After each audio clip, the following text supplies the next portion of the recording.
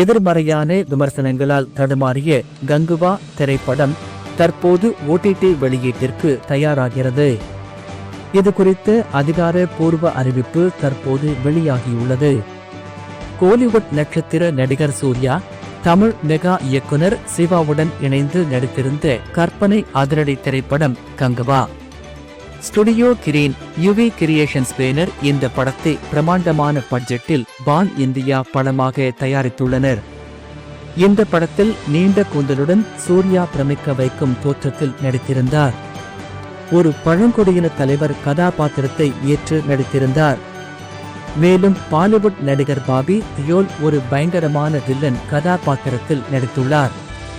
இயக்குனர் சிவாவின் இயக்கம், பிரமாண்டமான அதிரடி காட்சிகள் என கங்குவா ரசிக்கக்கூடிய ஒரு படமாக இருந்த போதிலும் படத்தின் கதை மிகவும் மோசமாக உள்ளது என்று விமர்சனங்கள் வந்தன.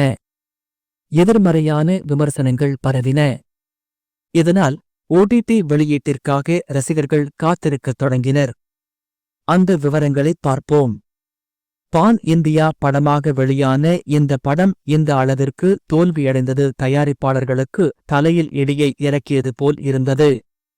சூர்யாவின் மனைவி ஜோதிகாவும் படத்தில் உள்ள குறைகளை ஒப்புக்கொண்டார். அதே நேரத்தில் இப்போது இணை தயாரிப்பாளர் தனஞ்சயன் இந்த படத்தை சிலர் வேண்டுமென்றே தோல்வியடைய செய்ததாக கூறியுள்ளார்.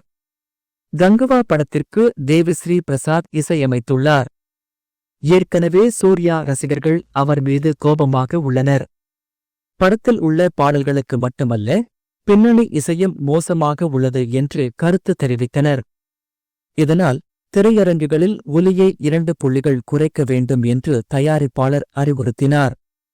கங்குவா படம் வெளியாகி 15 நாட்களே ஆகும் நிலையில் இப்போதே இப்படத்தின் OTT அறிவிப்பு வெளியாகியுள்ளது குறிப்பிடத்தக்கது.